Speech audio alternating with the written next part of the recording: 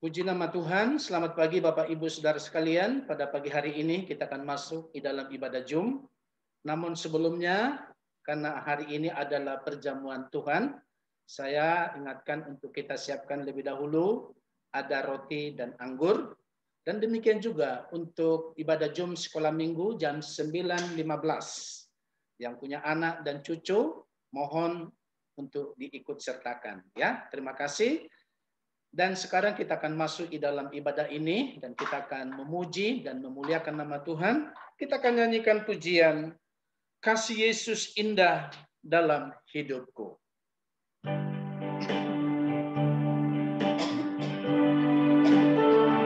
Nanti Ibu Hong Chen untuk berdoa pembukaan buat kita. Haleluya.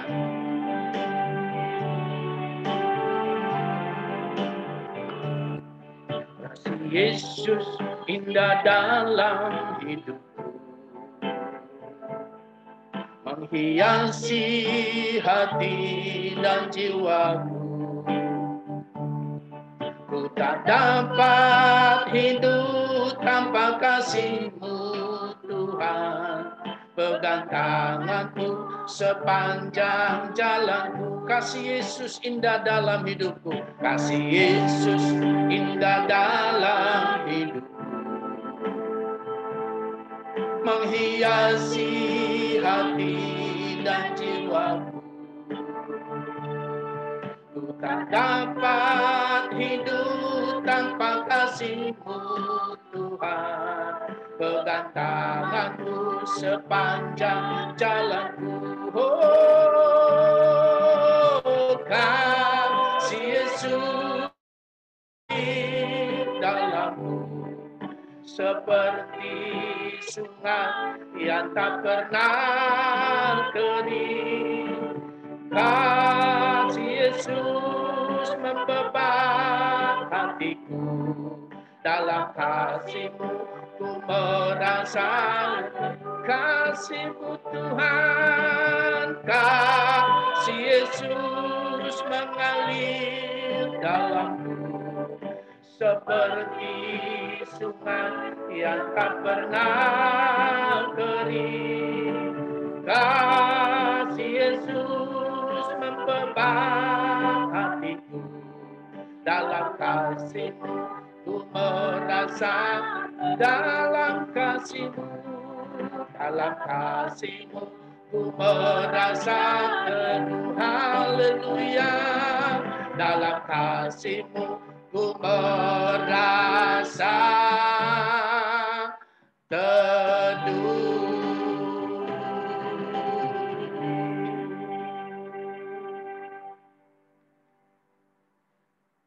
Bapa kami yang ada di dalam surga, kami berterima kasih atas penyertaan-Mu selama 1 minggu ini, sehingga kami boleh berjumpa kembali hari ini dalam ibadah Zooming pagi ini.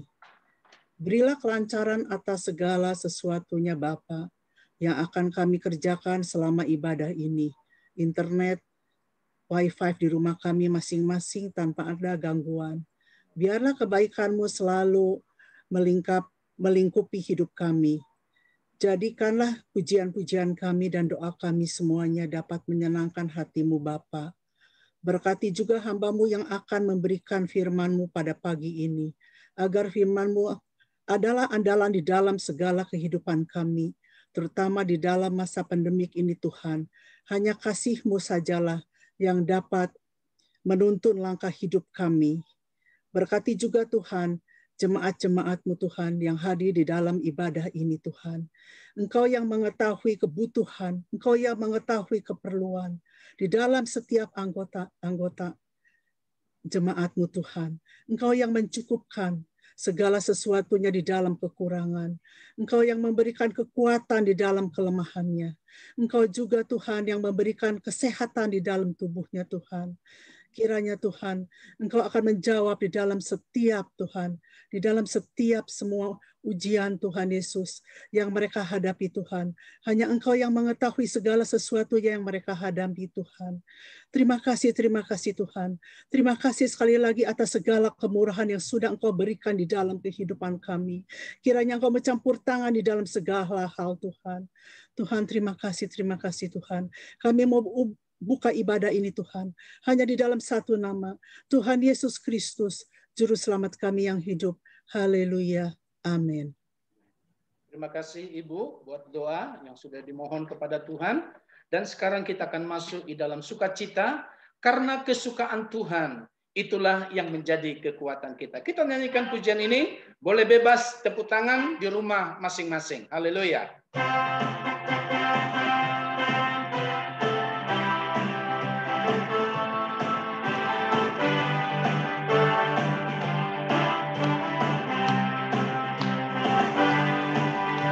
Kita berkumpul bersama memuji Tuhan, meninggikan namanya Yesus. Kita tinggalkan segala beban yang berat, puji dengan hati bersuka, kesukaan dari Tuhan, kekuatanku,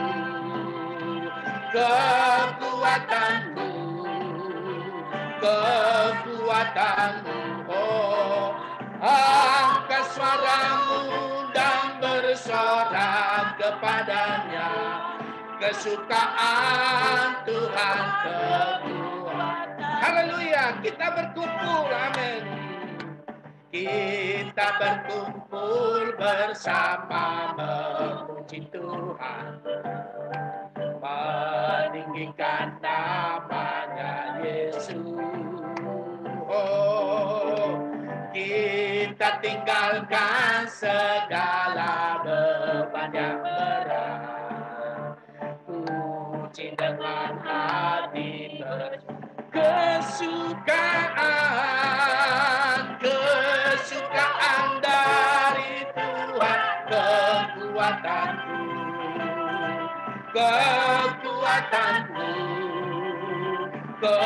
kekuatanku, angkat suaramu dan bersuka kepadanya, kesukaan Tuhan, sekali lagi kita berkumpul, haleluya. Kita berkumpul bersama memuji Tuhan, meninggikan namanya Yesus. Oh, kita tinggalkan segala beban yang berat, puji dengan hati kesukaan dari Tuhan, kekuatan, amin, kekuatanmu,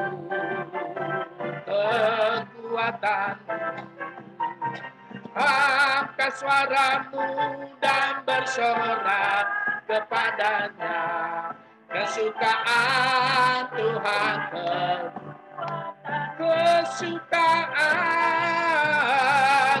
kesukaan dari Tuhan, kekuatanku,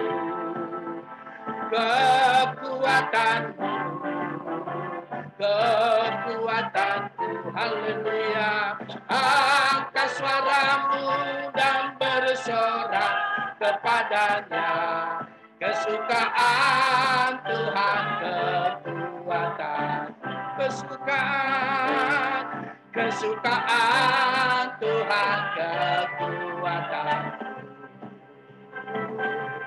kesukaan Tuhan, kekuatanku.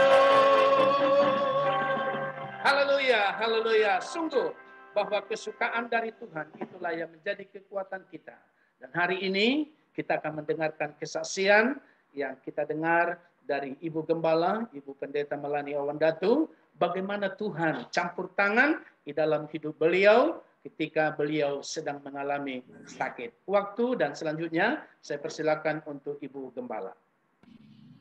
Puji Tuhan, selamat pagi dan selamat kita beribadah kembali.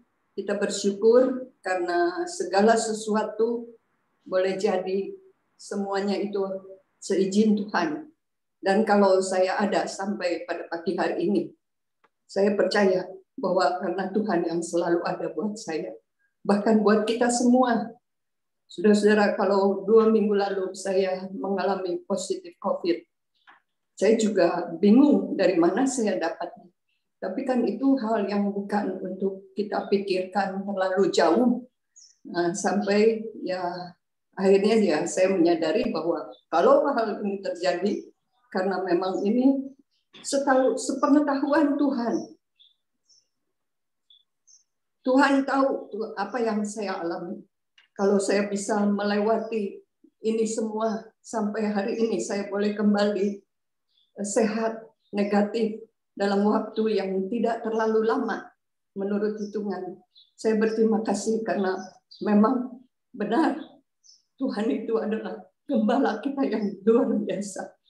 Kalau Mazmur 23 katakan, dia ada waktu kita ada di dalam lembah kekelaman, waktu kita ada dalam sakit, dia tetap ada menjaga, melindungi kita, bahkan menyembuhkan kita.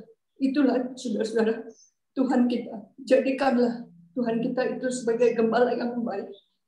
Yang kalaupun kita berseru kepadanya tidak ada pakai waktu. Segala waktu dia ada. Mungkin untuk manusia ada jam kerja, ada waktu bicara. Tapi untuk dia tidak ada waktunya. Setiap saat kita berseru kepada Tuhan, dia selalu ada. Itulah yang menjadi kekuatan saya. Kebajikan dan kemurahan selalu menyertai kita sepanjang umur hidup. Benar, saudara-saudara, kita bisa aminkan. Saya menyadari bahwa hidup dan mati kita ada di dalam tangan Tuhan. Tidak ada yang bisa kita lawan kehendak Tuhan. Sebabnya saya sudah serahkan hidup saya ke dalam tangan Tuhan. Saya percaya Tuhan itu luar biasa buat saya. Kalau memang saya bisa melewati ini semua. Karena Tuhan yang selalu ada. Mari saudara, kita jadikan Tuhan itu nomor 1 dalam hidup kita. Paling utama. Karena ketika saudara manusia, mungkin orang-orang di sekitar kita, yang kita hubungi, tidak bisa ada lagi menolong kita. Kepada siapa kita mau berseru, kecuali kepada Tuhan. Terima kasih kepada Tuhan yang luar biasa. Karena benar-benar saudara-saudara dia menjadi penghiburan dan kekuatan buat saya. Dan bukan buat saya juga, tapi buat saudara semua.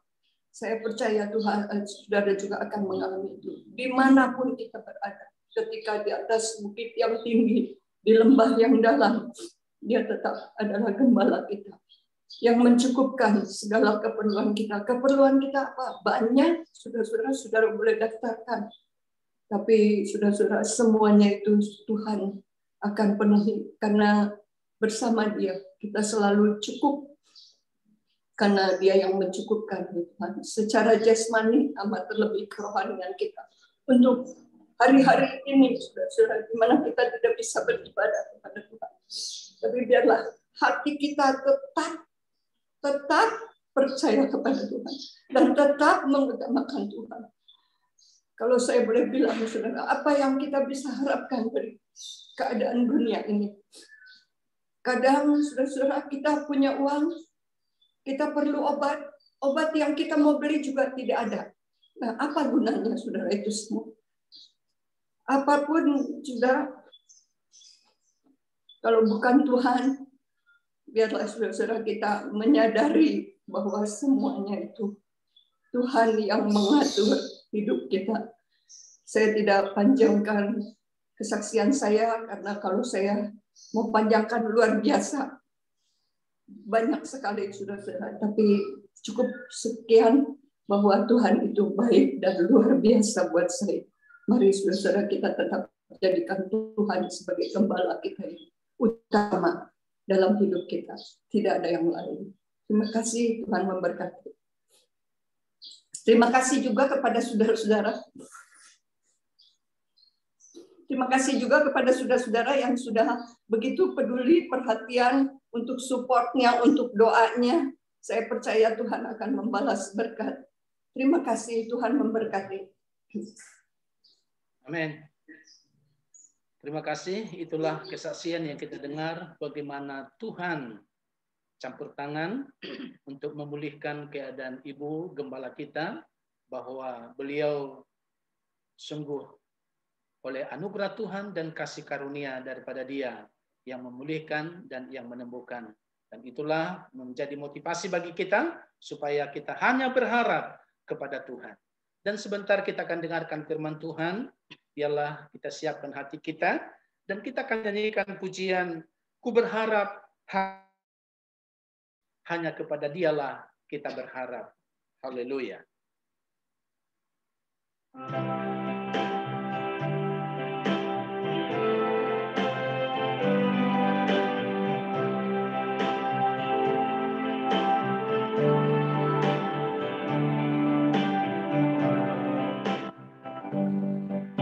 Berharap hanya padamu Yesus,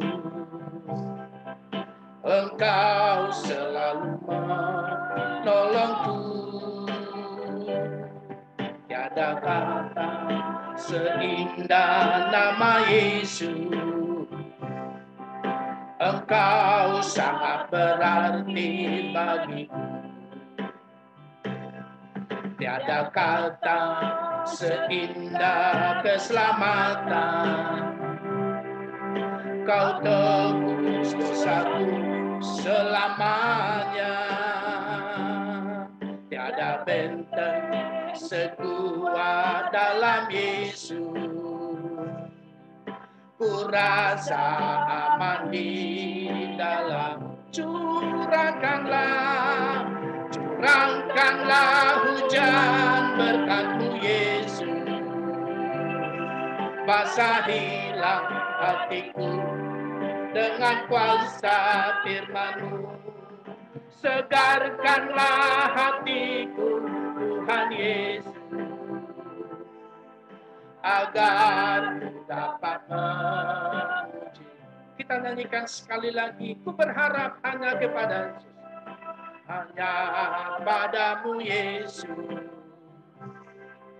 Engkau selalu menolongku. Tiada nama seindah nama Yesus, Engkau sangat berarti bagi. Tiada kata seindah keselamatan,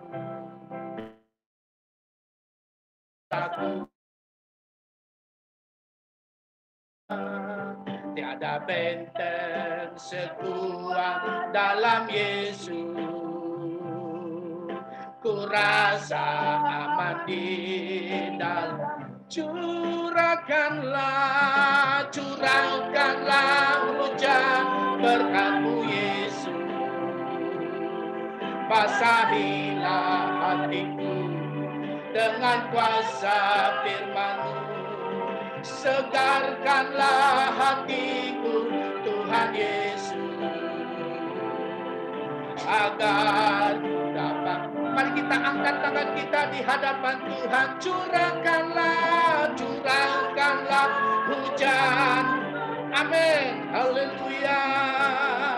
Basahilah hatiku dengan kuasa firman-Mu, segarkanlah hatiku Tuhan Yesus,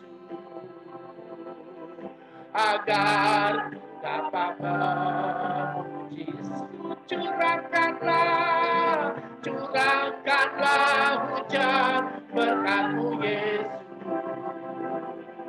basahilah hatiku dengan kuasa firman-Mu, segarkanlah hatiku Tuhan Yesus, agar ku dapat memujimu, agar ku dapat haleluya, oh, agar ku dapat memujimu.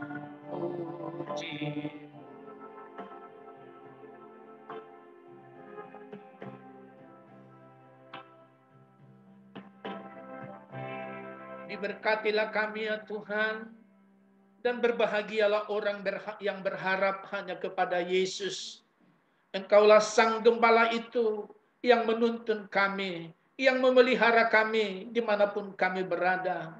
Terima kasih buat kehadiran Tuhan di tengah-tengah ibadah Jum kami pada hari ini. Kami sudah memuliakan Engkau, bahkan kami sudah mendengarkan kesaksian hidup yang dialami oleh hamba-Mu, bagaimana Tuhan memelihara dan menjaga. Di lembah kekelaman sekalipun, Tuhan hadir dan Tuhan ikut serta. Terima kasih Tuhan, itu adalah pengharapan kami yang kuat di dalam Engkau ya Tuhan. Terima kasih buat waktu yang indah ini. Biarlah kami percaya pada hari ini curahkanlah hujan berkat-Mu. Berkatilah kami melalui kebenaran firman-Mu. Kami percaya setiap firman yang disampaikan oleh hamba-Mu tidak akan kembali dengan sia-sia. Namun itu termeterai dan itu menjadi kekuatan bagi kami. Menjadi jawaban, menjadi kesembuhan dan juga memberikan jalan keluar bagi kami. Terima kasih Tuhan. Urapi hamba-Mu pada hari ini ketika hamba-Mu berbicara. Setiap telinga kami yang mendengar, kami simpan firman itu. Ukirkan itu di dalam loh hati kami, supaya kami kuat menghadapi segala sesuatu. Terima kasih Bapa, suasana ini kami serahkan seutuhnya. Biarlah urapan dari tempat yang maha tinggi ada di dalam setiap hati kami. Terutama di dalam hamba-Mu yang akan menjadi penyanyi lidah Allah untuk menyampaikan firman Tuhan. Kami hanya di dalam nama Tuhan Yesus Kristus kami sudah berdoa dan bersyukur kepada Tuhan. Haleluya. Amin. Pemberitaan firman Tuhan pada hari ini akan disampaikan oleh hambanya, Bapak Pendeta Nemo Bahari. Waktu dan selanjutnya saya serahkan kepada hambanya. Haleluya, haleluya. Selamat hari Minggu. Salam jumpa kembali dalam ibadah pada hari ini. Jemaat AMS yang dikasihi Tuhan. Puji Tuhan, kembali kita akan sama-sama masuk dalam firman Tuhan. Di bulan yang baru, Tuhan sudah menyertai kita. Dan tibalah kita kepada tema yang baru yang Ibu Gembala kita sudah berikan. Dan kita akan belajar sama-sama di sepanjang bulan ini tentang tema peperangan rohani, saudaraku. Satu tema yang tentunya menarik dan mungkin tidak terlalu banyak kita memandang kehidupan kita sebagai sebuah peperangan. Tetapi menarik sekali kalau kita renungkan, saudara, bahwa Alkitab mengajarkan kepada kita bahwa pengiringan kita kepada Tuhan bukan cuma sebuah perjalanan, saudaraku, pemuritan seperti guru dengan murid. Ya, Yesus sebagai guru kita, kita sebagai muridnya. Dan perjalanan iman kita juga digambarkan seperti sebuah perlombaan, sebuah pertandingan, saudaraku, di mana kita berlomba melawan segala hal yang jahat di dunia ini. Tapi juga kita lihat bahwa Alkitab menggambarkan kepada kita perjalanan kehidupan kita bersama dengan Tuhan juga adalah sebuah perjalanan pertempuran demi pertempuran. Haleluya. Peperangan yang sedang kita jalani dalam hari-hari ini, dalam sepanjang kehidupan kita mengiring Tuhan.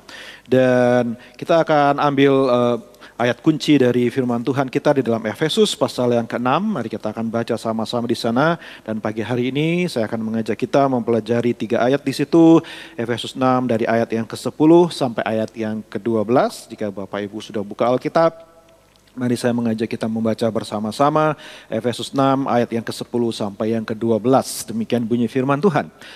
Akhirnya, hendaklah kamu kuat di dalam Tuhan, di dalam kekuatan kuasa-Nya. Kenakanlah seluruh perlengkapan senjata Allah, supaya kamu dapat bertahan melawan tipu muslihat iblis.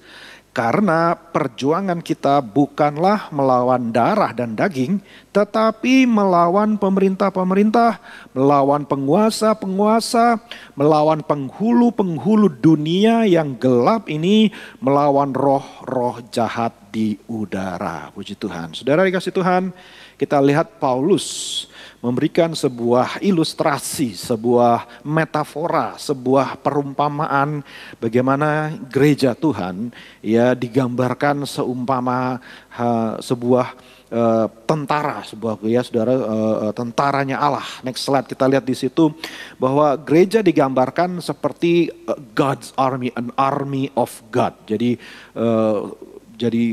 pasukan bala tentaranya Allah. Dan kalau kita perhatikan saudaraku, setiap penggambaran atau ilustrasi yang dipakai oleh Paulus ini masing-masing punya penekanannya sendiri-sendiri.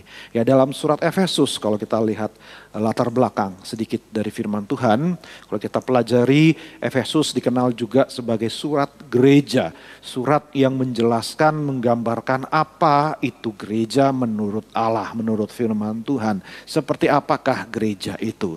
Saudaraku, tentunya Yesuslah yang mendirikan gereja. Yesuslah yang punya ide tentang apa itu gereja. Dialah yang menjadi pemilik, yang empunya. Dialah yang memilih untuk menyebutkan umatnya, yaitu saudara dan saya, sebagai gereja Tuhan. Nah saudara, di dalam surat Efesus ini Paulus memberikan beberapa perumpamaan, beberapa ilustrasi yang untuk menggambarkan siapa sih kita ini. Tentunya namanya ilustrasi atau perumpamaan, Yesus sendiri sering pakai perumpamaan, saudara ya. Adalah menggambarkan sesuatu dengan membandingkan dengan sesuatu yang lain ya. Ada beberapa contoh yang dipakai oleh Paulus di sana di dalam menggambarkan apa itu gereja, saudara. Yang pertama kalau kita lihat secara singkat saja bahwa gereja itu digambarkan seperti tubuh Kristus. Bahwa Yesus adalah kepala. Sementara kita semua, setiap orang percaya adalah bagian dari satu tubuh. Bagian dari satu ikatan yang tidak boleh dipisahkan, baik antara satu anggota dengan yang lainnya maupun terlebih lagi dengan sang kepala yang menjadi fokus, yang menjadi sumber, yang menjadi pusat pemerintahan, otoritas dan seterusnya. Jadi setiap pengembaraan ini ada penekanannya masing-masing. Yang kedua, saudara, secepat saja, Paulus menggambarkan gereja adalah bait Allah. Dalam hal ini kita digambarkan seperti batu-batu yang dipakai, disusun sedemikian rupa untuk menjadi tempat kediamannya Allah. Tempat di mana Allah berdiam ketika gereja berkumpul sebagai batu-batu rohani, menjadi bait suci yang kudus, yang rohani, yang di mana Allah berkenan untuk hadir, Allah berkenan untuk menyatakan kuasa, kasih dan kehidupannya di tengah-tengah manusia. Sudah dikasih Tuhan, tentunya gambaran ini menggambarkan kepada kita bahwa persekutuan kita itu penting, ibadah kita bersama itu penting, bahwa kita ini sama-sama batu rohani yang di dalamnya Tuhan ingin hadir, menggambarkan kekudusan, kemuliaan dan seterusnya. Yang ketiga, kisah cepat saja, juga digambarkan di situ bahwa gereja adalah pengantin Kristus, calon mempelai yang akan menikah dengan Kristus. Tentunya ini menggambarkan sebuah hubungan yang begitu indah, romantis, begitu intim, begitu dekat antara Tuhan dengan kita umatnya. Betapa kerinduan ya sang mempelai adalah cepat ingin menikah, saudara ya. Cepat ingin bersama-sama menjadi satu suami istri. Saudaraku, menggambarkan betapa kerinduan Tuhan untuk bersama dengan kita dan kerinduan kita untuk menjadi mempelai yang pantas dan berkenan kepada Dia. Dan tentunya yang keempat kita pelajari saat ini adalah bahwa gereja juga digambarkan sebagai pasukan atau tentaranya Allah. Paulus menggambarkan bahwa kita saat ini adalah prajurit-prajurit yang harus siap untuk berperang. Bahwa peperangan rohani itu it's something that is real, sesuatu yang nyata Bapak Ibu. Mungkin jarang kita renungkan ini, jarang kita sadari ini, jarang kita pahami siapa kita dalam hubungan dengan Tuhan.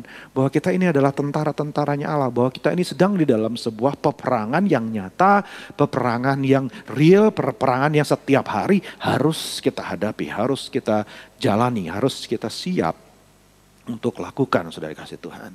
Tetapi kalau kita perhatikan di sini, benar-benar Paulus ya di akhir semua penjelasannya, maka di ayat 10 kita perhatikan, akhirnya hendaklah kamu kuat di dalam Tuhan. Apa yang kita bisa ambil dari gambaran tentang tentara ini? Tentunya saudara, kalau peperangan itu menggambarkan pentingnya tentara itu seorang yang pertama kuat.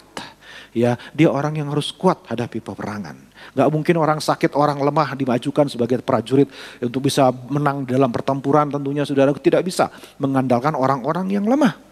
Membutuhkan kekuatan, membutuhkan vitalitas, kegigihan saudaraku dalam menghadapi beban dari peperangan. Dan yang kedua, tentunya kita tahu bahwa seorang prajurit harus pemberani. Percuma orangnya kuat, percuma orangnya sehat, percuma orangnya sanggup mengangkat senjata melawan. Tetapi kalau dia seorang pengecut, seorang penakut, seorang yang belum apa-apa menghadapi tantangan, sudah mundur, sudah menyerah. Yang belum menghadapi musuh, sudah keder duluan, sudah gemetar duluan, sudah mau melarikan diri dari pertempuran, percuma. Jadi saudaraku, selalu kalau kita perhatikan ya, di dalam perjanjian lama contohnya kita tahu kitab Yosua yang menggambarkan peperangan, saudara dikasih Tuhan, tentunya selalu yang dipanggil, yang Tuhan perintahkan, yang Tuhan nasihatkan kepada umatnya adalah jadilah berani, jadilah kuat. Harus kuat, harus berani. Karena apa? Ya karena kita harus berperang. Kita harus dengan kekuatan yang Tuhan berikan. Puji Tuhan, kita lihat ayat yang ke-10 di sana, bahwa kita harus kuat bukan dengan kekuatan kita sendiri. Tetapi Paulus berkata bahwa kamu kuat di dalam Tuhan, di dalam kekuatan kuasanya. Saudara, tentunya kita tidak berperang dengan kekuatan jasmani, dengan kekuatan energi otot jasmani tubuh kita, tetapi yang dimaksud dengan peperangan di sini tentunya adalah peperangan yang bersifat rohani, yang senjatanya adalah hal yang rohani, dan kekuatan yang dipakai bukanlah dengan mengandalkan kekuatan otot kita, karena nggak akan bisa kita mengalahkannya, tetapi kita menggunakan kekuatan kuasa yang rohani pula yang diberikan oleh Tuhan. Jadi daripada itu saudara, kita harus menyadari, kita harus mempercayai bahwa kekuatan yang ada pada kita, yang Tuhan sudah beri dalam pribadi Roh Kudus, yang ada dalam diri saudara dan saya semua, ada kekuatan yang jauh lebih besar dari kekuatan kuasa musuh. Yang percaya katakan amin, saudara ya.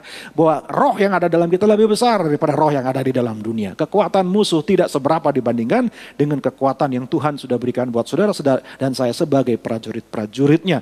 Jadi kita harus percaya akan kekuatan Tuhan dan juga harus memiliki mental yang berani.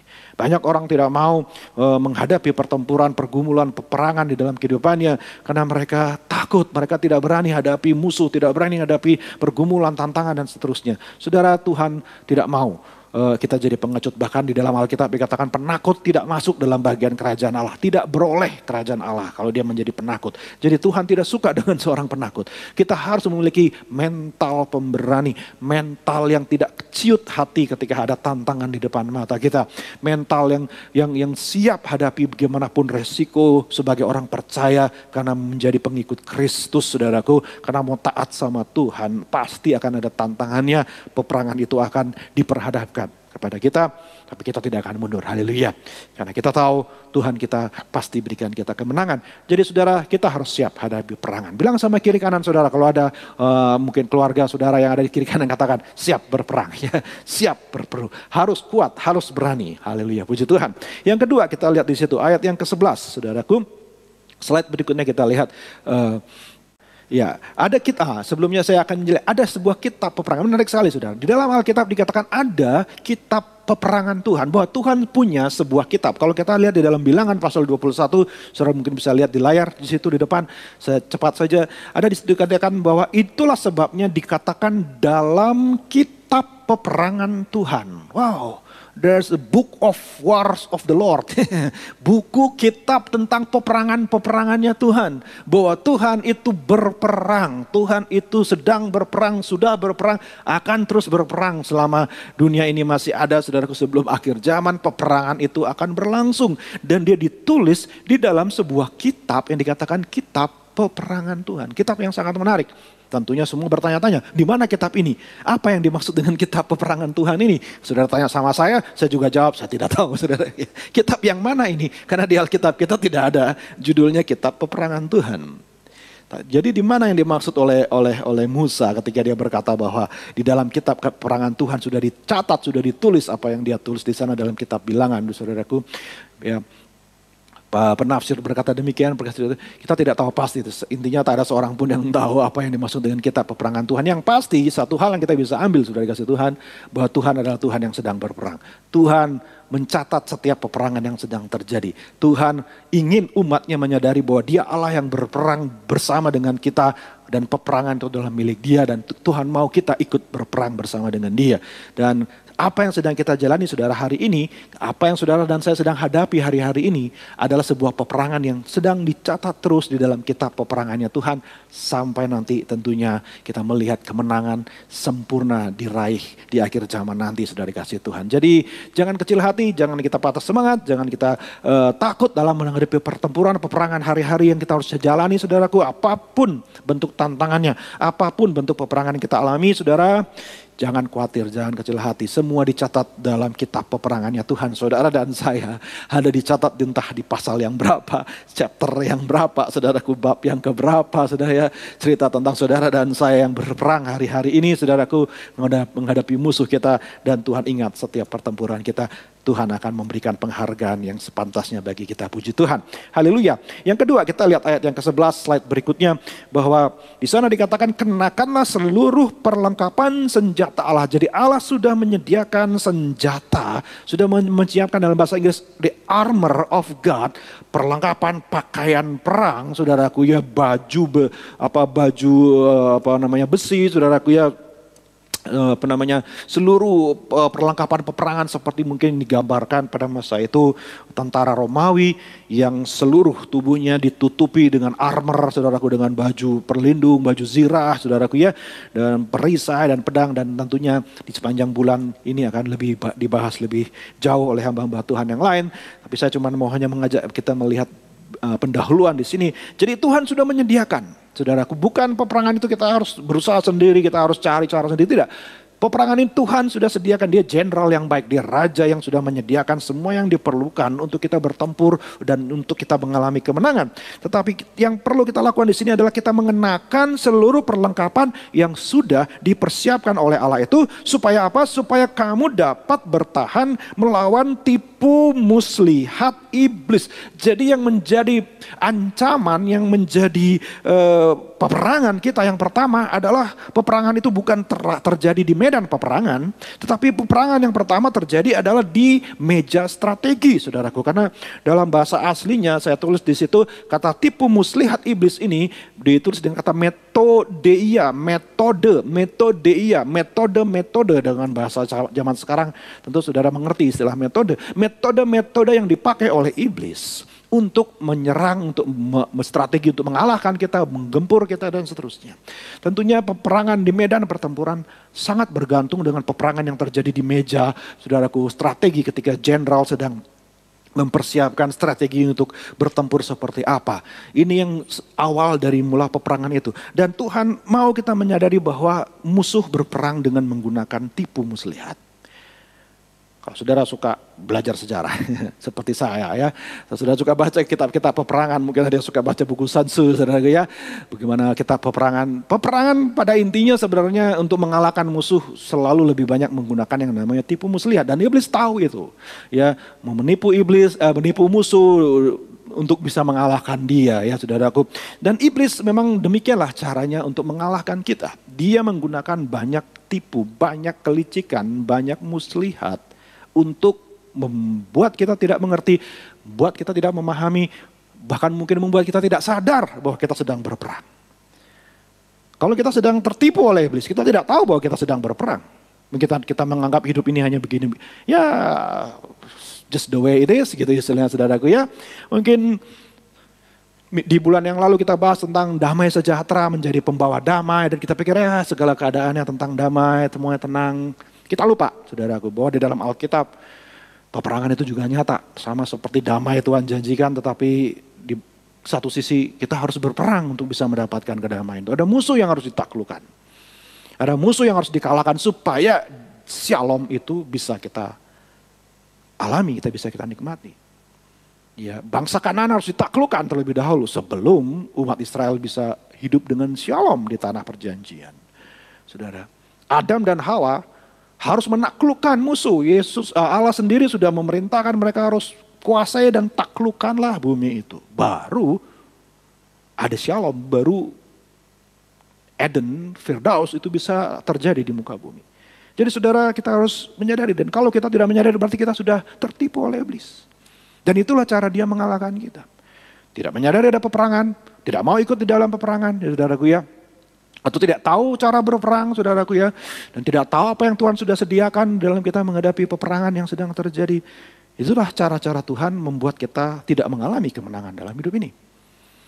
Maka dari itu Tuhan mau kita harus menyadari strategi, metode yang dipakai oleh iblis untuk mengalahkan kita. Nah saudara, kita lihat di situ dalam Efesus pasal yang keempat, kita lihat di sana bahwa kata metode ini juga digunakan di sana. Coba dilihat di slide berikutnya.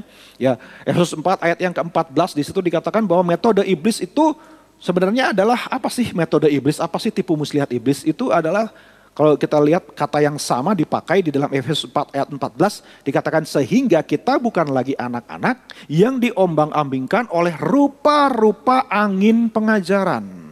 Ya, oleh permainan palsu manusia dalam metodenya mereka yang menyesatkan, kelicikan manusia, orang-orang licik, orang-orang lihai, orang-orang yang penuh dengan tipu-tipu, yang menyampaikan berbagai bentuk pemahaman, nilai-nilai, pengertian, ya yang disebut sebagai pengajaran di sini dalam Alkitab, pola pikir, cara pandang, faham, cara melihat, cara menilai segala sesuatu yang berasal dari kelicikan manusia. Jadi tipu daya iblis dengan kelicikan manusia itu 11-12 di sini digambarkan oleh Paulus. Saudara, hari-hari ini dengan kemajuan teknologi setiap hari kita bisa mengakses berbagai pemahaman, berbagai pengajaran, sudut pandang, nilai-nilai yang ditawarkan oleh dunia yang mau dicekokkan ke dalam kehidupan kita, mau dipaksakan ke dalam kehidupan kita supaya kita menerima itu sebagai kebenaran. Tanpa sadar itu sebenarnya semua adalah tipu daya iblis.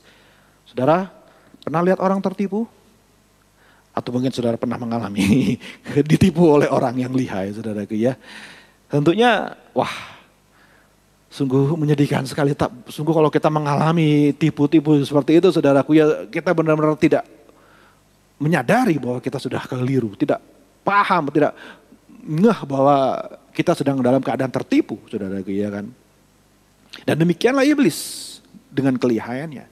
Jadi kalau kita tidak berhati-hati, kita pikir kita ada dalam kebenaran, kita pikir kita sedang melakukan yang benar, kita pikir pola pikir kita, cara pandang kita benar. Kita pikir apa yang kita anggap benar itu memang benar.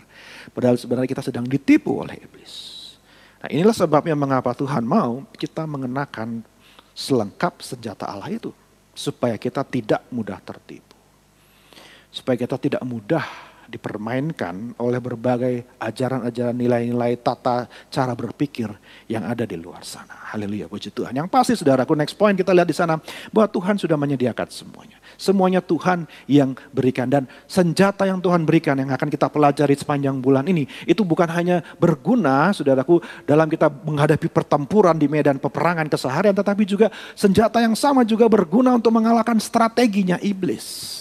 Istilahnya saudara, kita harus mengerti cara iblis berpikir, cara iblis menyerang, cara-cara, metode-metode yang dia pakai. Kita harus tahu menghadapinya, sama seperti kita sedang menghadapi hari demi hari pergumulan keseharian kita. Dan jawabannya sama, senjatanya sama, perlengkapan yang Tuhan berikan sama. Baik peperangan strategis maupun peperangan di lapangan, senjata yang Tuhan pakai tetap berguna, bermanfaat dua-duanya. Puji Tuhan. Jadi saudara, bagaimana cara kita menggunakannya? Kita loncat pasal 6 ayat yang ke-14, mohon maaf saya salah tulis di sini pasalnya, tapi ayat yang ke-14, ayat yang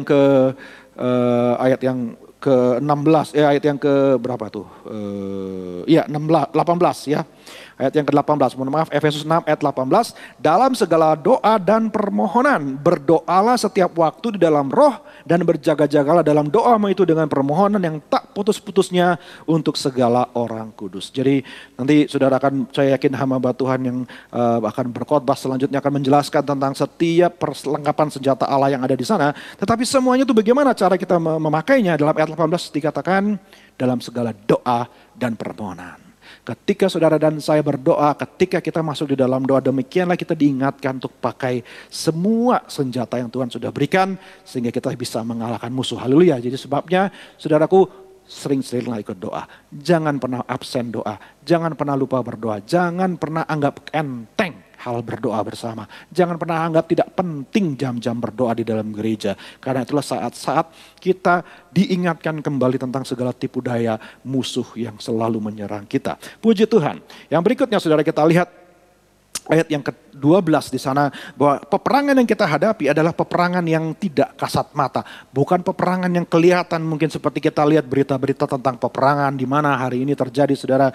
Ya, bukan seperti itu yang dimaksudkan oleh Tuhan di sini, bukan dimaksudkan oleh Paulus di sini. Tetapi ayat 12 kita lihat, karena perjuangan kita bukanlah melawan darah dan daging, tetapi melawan pemerintah-pemerintah, melawan penguasa-penguasa, melawan penghulu-penghulu dunia yang gelap ini, melawan roh-roh jahat di udara. Tentu yang dimaksud dengan pemerintah ini bukan bicara tentang pemerintah sebuah negara, para pemerintah politik. Bukan, saudaraku ya. Bukan kita melawan penguasa-penguasa secara real, secara manusia, darah dan daging. Bukan, tetapi peperangan yang sedang terjadi adalah peperangan yang terjadi yang tidak terlihat oleh mata, tetapi bukan berarti dia tidak ada. Bukan berarti dia tidak nyata. Dia sungguh peperangan yang sangat nyata, saudara kasih Tuhan.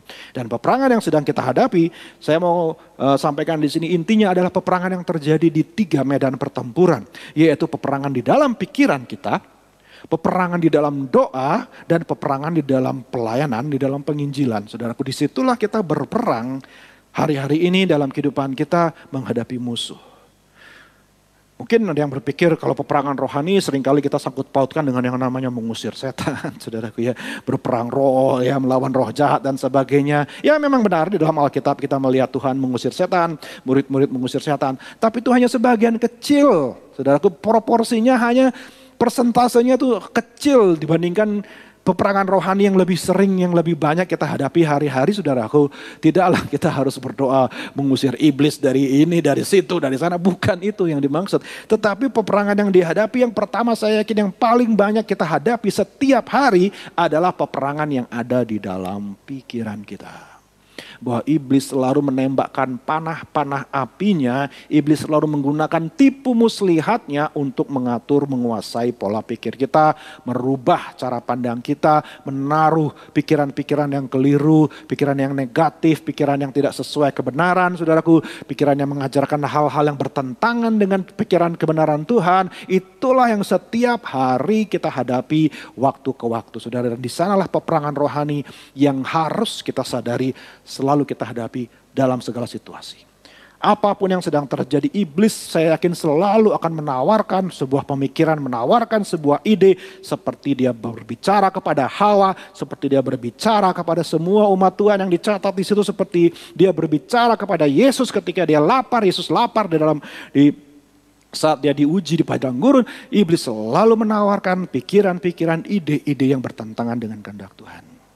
Di saat-saat seperti itu betapa pentingnya kita harus belajar menguasai diri kita, belajar kebenaran firman Tuhan, kembali kepada apa yang Tuhan katakan dan menolak setiap pikiran yang bukan daripada Kristus, saudara. Yang kedua, kita lihat di sini bahwa kita berperang di lutut kita, berperang di, saudaraku, di dalam doa kita. Seperti yang sudah saya katakan tadi, begitulah kita menggunakan seluruh selengkap senjata Allah yang diberikan oleh Tuhan, itu semuanya difungsikan, dikenakan, we put on the armor when we pray. Ketika kita berdoa, kita mulai menggunakan senjata kita mulai menyadari bahwa Tuhan sudah memberikan semuanya. Itu sebabnya dalam ayat yang ke-19 saya mau loncat di situ, Ayat 19, juga untuk aku supaya kepadaku, jika aku membuka mulutku dikaruniakan perkataan yang benar, agar dengan keberanian aku memberitakan rahasia Injil yang kulayani sebagai utusan yang dipenjarakan. Berdoalah supaya dengan keberanian aku menyatakannya sebagaimana seharusnya aku berbicara. Jadi saudara kita lihat bahwa dalam peperangan kita harus kuat dan harus berani. Paulus pun mohon didoakan supaya dia berani menyampaikan kebenaran. Sudah tahu hari-hari ini dengan berbagai cara orang untuk bisa membuli, menyerang, berkomen, ya saudara menyampaikan apapun di dunia media sosial, saudara akan dibully, dikomentari berbagai macam, saudara, sehingga membuat banyak orang tidak berani bicara kebenaran, takut untuk menyampaikan apa yang benar, lebih berani menyampaikan apa yang tidak akan mengusik atau mengganggu orang lain, saudaraku. Jadi tidak berani menyampaikan kebenaran dengan jujur, saudara. Itu sebuah peperangan yang harus dihadapi apalagi juga sebagai anak Tuhan, hamba Tuhan. Kita semua harus menyampaikan apa yang benar, apa yang sesuai dengan kenyataan sebenarnya. Saudara, hari-hari ini akan semakin sulit karena orang akan semakin melawan akan kebenaran seperti itu. Tapi kembali lagi, saudara kasih Tuhan, kita harus berani. Kita tidak boleh menutup mulut kita dalam menyampaikan kebenaran, dan itulah pentingnya doa. Saudara perlu berdoa supaya hamba-hamba Tuhan yang menyampaikan firman, supaya hamba-hamba Tuhan yang memberitakan firman benar-benar menyampaikan apa yang Tuhan inginkan. Walaupun itu mungkin akan menyinggung perasaan, mungkin akan tidak sesuai dengan apa yang ingin didengar oleh manusia, tetapi biarlah setiap kita semua, bukan hanya hamba Tuhan, saudara juga yang perlu bersaksi kepada orang lain. Kita diberikan keberanian untuk mengatakan A, B, B. Ya, tidak, benar, salah. Saudaraku, kita perlu keberanian yang daripada Roh Kudus. Haleluya, puji Tuhan. Dan yang terakhir dalam penginjilan pelayanan, Paulus berkata, supaya aku diberikan keberanian untuk melayani. Ya, saudara dikasih Tuhan, tetap melayani Tuhan. Saya tahu ketika kita melayani Tuhan, tantangannya pasti muncul. Iblis pasti menyerang kita. Iblis nggak akan tinggal diam. Akan berusaha membuat saudara berhenti pelayanan, membuat saudara patah semangat, membuat saudara tidak mau setia lagi, tidak mau bertekun di dalam pelayanan, tidak mau punya hati lagi buat pelayanan, tidak mau ambil bagian, tidak mau pusing tentang orang lain, dan sebagainya. Tapi saudara dikasih Tuhan, ingat, bukan itu yang Tuhan mau. Tuhan mau kita tetap menjadi pelayan. Kita tetap melayani sesama. Kita tetap punya hati buat orang lain. Kita tetap terpanggil demi menolong orang lain, saudara kasih Tuhan. Walaupun mungkin resikonya berat. Walaupun mungkin tantangannya semakin berat. Tapi itulah yang namanya peperangan, saudaraku. Itulah caranya untuk bagaimana kita meraih kemenangan. Yang terakhir, saudaraku, kita lihat di sini. Sebenarnya peperangan itu bukan saudara dan saya yang harus menjalaninya. Tidak. Hidup kita dalam mengiring Tuhan bukan tentang apa yang kita lakukan. Ya, kekristenan bukan tentang apa yang kita bisa buat untuk Tuhan. Bukan. Saudaraku, kalau kita benar-benar mengenal Tuhan, kalau kita benar-benar mengiring Tuhan, kita akan menyadari bahwa apapun yang kita lakukan, semuanya bukan karena aku. Bukan oleh kuat gagahku. Bukan oleh karena kebisaanku dan sebagainya. Tapi karena Kristus yang bekerja di dalam aku. Saudara dikasih Tuhan, kita lihat bahwa sebenarnya Yesus sudah mengalahkan setiap pemerintah, penguasa rohani yang berkuasa yang harus kita kalahkan itu. Sebenarnya semua sudah ditaklukkan di kayu salib ketika Yesus tergantung di kayu salib. Kolose 2 ayat 15 dikatakan di sana bahwa Yesus telah melucuti pemerintah dan penguasa-penguasa. Yang tadi dikatakan oleh di dalam Efesus bahwa kita berperang melawan roh-roh penguasa pemerintah. Di sini kata yang sama, istilah yang sama ini digunakan oleh Paulus di Kolose bahwa Yesus sudah mengalahkan mereka semua. Yesus sudah mengalahkan musuh kita. Musuh kita itu musuh yang sudah kalah. Musuh kita itu musuh yang sudah dilemahkan. Musuh kita itu musuh yang sudah tidak punya kuasa yang lebih besar dari kuasa kita. Tidak. Musuh itu sudah lemah, sudah dihancurkan, sudah dikalahkan. Kenyataannya mereka sudah ditaklukkan oleh Sang Raja, oleh Tuhan kita. Dan dikatakan menjadikan mereka tontonan umum dalam kemenangannya atas mereka. Orang pikir Yesus yang menjadi tontonan ketika dia telanjangi, disalibkan di depan umum, saudaraku. Tapi sebenarnya ketika dia lakukan itu dengan ketaatan kepada Bapaknya, justru musuhnya yang dikalahkan. Musuh hawa nafsu, musuh ambisi pribadi, musuh mencari kemuliaan duniawi, musuh yang hanya menganggap hal-hal yang menyenangkan atau yang diinginkan oleh manusia, hal yang paling penting, semua dikalahkan dengan Yesus. Dia Tuhan yang tergantung mati, dihinakan orang di kayu salib, menanggung kutuk yang tidak seorang pun ingin alami, dia dengan rela jalani. Bukan karena dia pantas, tetapi karena dia menunjukkan dia lebih besar dari semua itu. Dia bisa kalahkan semua itu. Tidak membuat dia menjadi orang yang terkutuk, tidak membuat dia menjadi orang yang berdosa, tapi justru keberkatan dan ketidakberdosaannya lah yang mengalahkan semua hal-hal tersebut, saudaraku. Jadi, saudara kasih Tuhan, kita berperang dengan mengaplikasikan, saya tulis di sana, mengaplikasikan kemenangan yang Tuhan sudah berikan. Haleluya, puji Tuhan. Jadi kita nggak perlu takut berperang, saudara. Karena musuh kita dikalahkan oleh Tuhan. Tinggal kita jalani dan kita buktikan kemenangan yang sudah terjadi. Ingat, musuh sudah kalah. Sudah kalah. Sudah dikalahkan di kayu salib. Ketika Tuhan bilang sama bangsa Israel, nyebranglah Sungai Yordan, kalahkan bangsa Kanaan. Lihat, aku sudah menyertai dan sudah menyerahkan mereka ke dalam tanganmu. Percayalah, mereka sudah pasti kamu kalahkan. Tinggal kita hanya mau percaya atau tidak bahwa musuh itu sudah dikalahkan. Mungkin dengan mata kita masih lihat, ya masih kuat, masih ada kota berkubu, masih ada raksasa dan sebagainya. Tapi Tuhan bilang, no, Aku sudah kalahkan mereka, aku sudah menyerahkan mereka ke dalam tangan-Mu. Hadapi mereka. Artinya apa? Kita tetap harus menghadapi peperangan itu. Kita tetap harus hadapi tantangan, masalah atau apapun yang sedang kita alami. Tetapi dengan satu kepastian, dengan satu pengertian bahwa saya pasti menang. Musuh tidak akan menang atas saya. Musuh tidak akan mengalahkan saya. Situasi saya tidak akan lebih besar dari kekuatan saya. Bersama dengan Tuhan saya akan bisa menanggung semua dan saya akan bisa kalahkan. Sudah kasih Tuhan, inilah yang akan kita rayakan pada saat ini. Puji Tuhan, haleluya. Itu sebabnya mengapa kita akan selalu mengambil bagian dalam roti dan anggur yang melambangkan pengorbanan Tuhan Yesus. Untuk kita mengingatkan kembali diri kita, bahwa saudara dan saya adalah pemenang-pemenang di dalam Tuhan, haleluya. Ketika dia mati di kayu salib, dia mati bukan karena dia kalah, dia mati karena dia menang untuk tanggung dosa kita. Dan ketika dia bangkit, dia buktikan tidak ada satupun yang bisa mengalahkan dia, menahan dia, menghentikan dia. Tidak ada yang bisa menggagalkan rencananya. Dia tampil sebagai pemenang. Haleluya, puji Tuhan. Dan itu sebabnya kita rayakan juga pada saat hari ini sudah dikasih Tuhan, bahwa saudara dan saya sudah jadi pemenang bersama dengan Tuhan. Mari kita hadapi peperangan kita. Mari kita ingat bahwa kekuatan kita ada di dalam Tuhan. Saya akan mengajak kita mempersiapkan roti dan anggur dan masuk dalam perjamuan, dan mari kita akan nyanyikan sebuah pujian sambil kita mengarahkan hati kita kepada Tuhan. Kita nyanyikan pujian ini. Haleluya. Makasih Tuhan buat firman-Mu. Makasih kami percaya di dalam Engkau kami beroleh kemenangan ya Tuhan. Kuduskan hati dan pikiran kami Tuhan. Kami mau menerima roti dan anggur. Mengingatkan kami akan pengorbanan-Mu dan kemenangan yang Tuhan sudah kerjakan di kayu salib. Makasih Bapa, haleluya, haleluya. Mari katakan sama-sama dengan saya. Kita nyanyikan pujian ini. Dalamnya kasih-Mu Bapa, haleluya. Dalamnya kasih-Mu Bapa, terlebih dari segalanya. Pengorbanan yang termulia selamatkanku, benar Tuhan, dengan darah yang tercurah. Ampuniku atas dosa, bersujud kepadamu, oh Yesusku.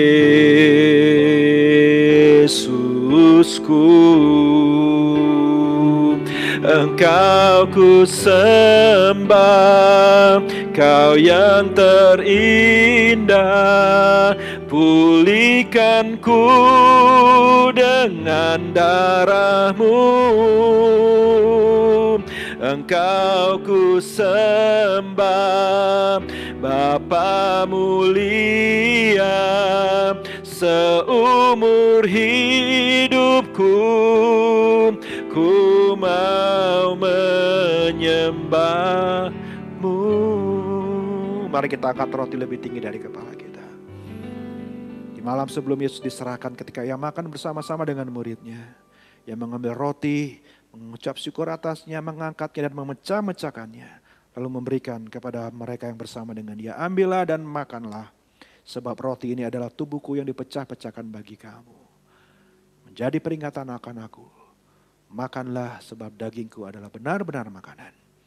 Dan oleh tubuhku yang telah menanggung siksa, bilur di kayu salib, maka engkau disembuhkan.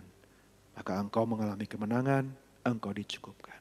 Mari kita terima dengan iman berkat Tuhan, tubuh Tuhan, dan katakan dalam nama Tuhan Yesus, haleluya.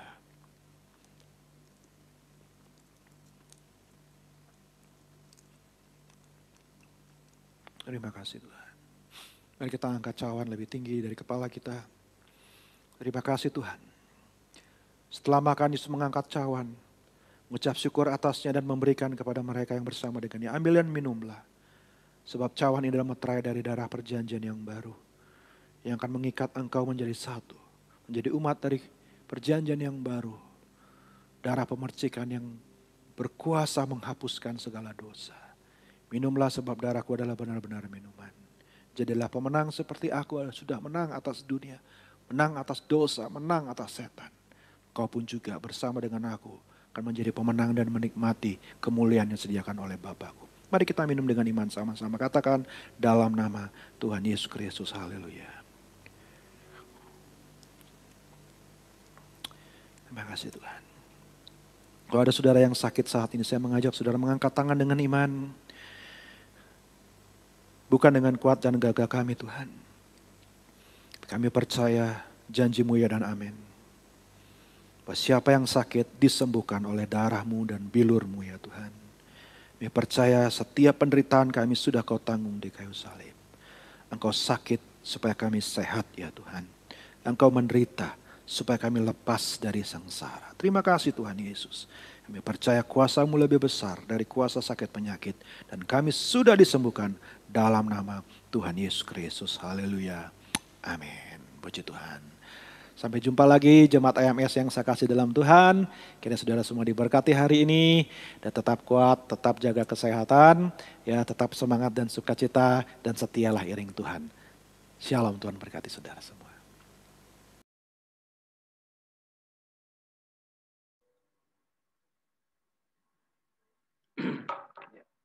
Terima kasih buat hambanya, Bapak Pendeta Nemo Bahari, yang sudah menampaikan firman Tuhan pada hari ini. Semua diberkati oleh Tuhan. Dan doa kami untuk pelayanan di Bali, kiranya Tuhan memberkati bersama dengan keluarga. Terima kasih dan sebentar Bapak Ibu kita akan mendengarkan pengumuman yang disampaikan oleh Bapak Gunadi. Waktu dan selanjutnya saya serahkan. Terima kasih Pak Roy. Selamat pagi saudara-saudara kekasih dalam Tuhan Yesus Kristus. Ada beberapa pengumuman yang mau saya sampaikan pada pagi hari ini. Yang pertama, minggu depan kita masih bertemu kembali dalam ibadah melalui online, yaitu jam 8.15 kita ada doa Biston dan dilanjutkan dengan ibadah jam 9.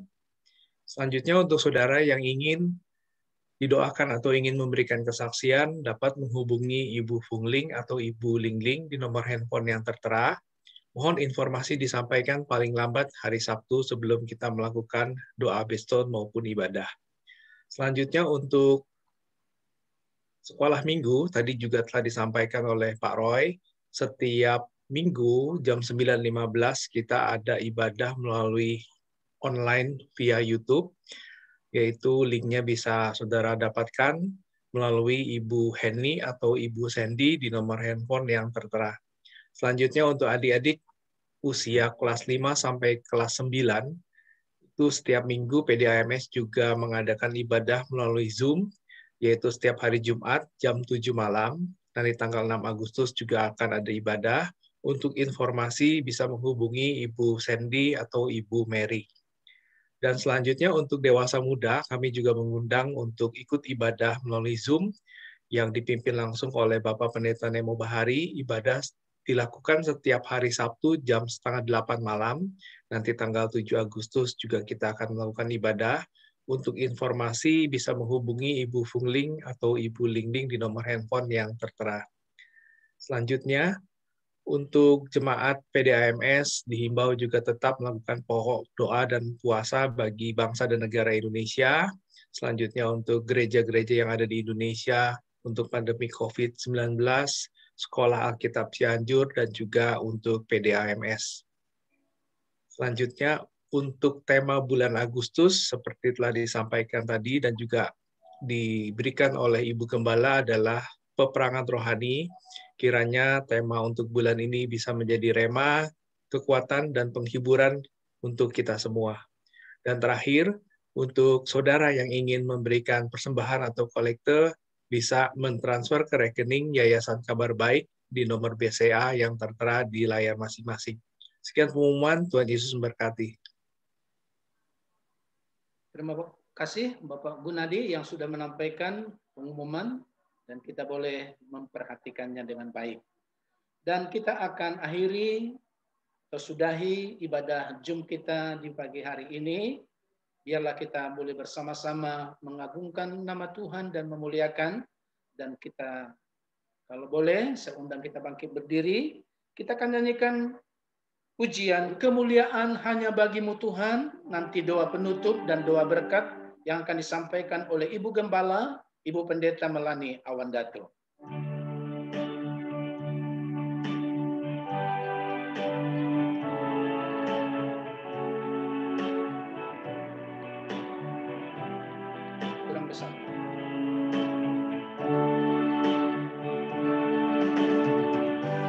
kemuliaan bagimu di tempat maha tinggi. Oh, kemuliaan bagimu di tempat maha tinggi. Sekali lagi, kemuliaan bagimu di tempat maha tinggi. Kemuliaan bagimu di tempat maha tinggi. Di tempat maha, haleluya, oh, di tempat maha tinggi.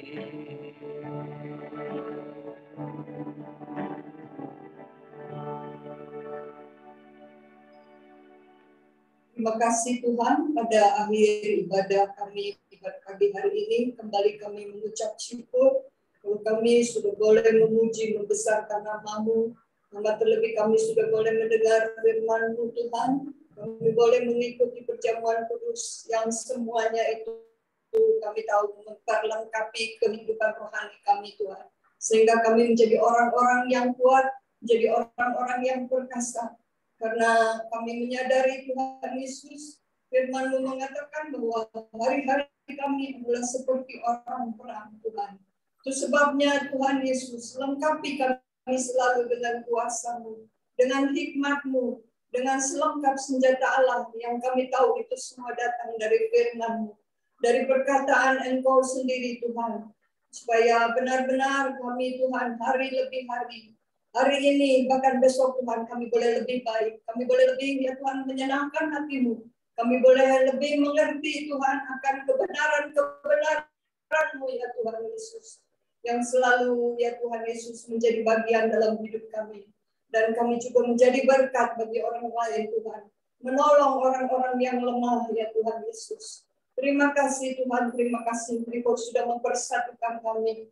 Sudah yang mengikat kami menjadi satu ya Tuhan Yesus. Menjadi satu hati, satu pikir ya Tuhan Yesus di dalam pekerjaan-Mu.